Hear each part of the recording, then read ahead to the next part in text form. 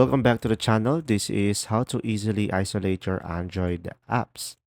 So first thing is just simply go ahead and tap on the shelter application into your device.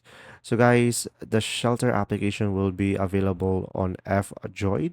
So make sure to have F-Droid into your device and you should be able to download the shelter application.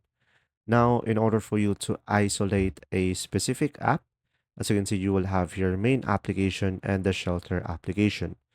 So here on the main application, you can just simply select a application that you want to isolate.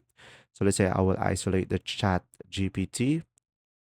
Let's say I will isolate CapCut over here. So tap on it.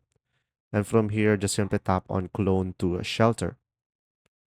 And after that, it will isolate your Android app and tap on settings over here and tap on allow this source and then go back and tap on install.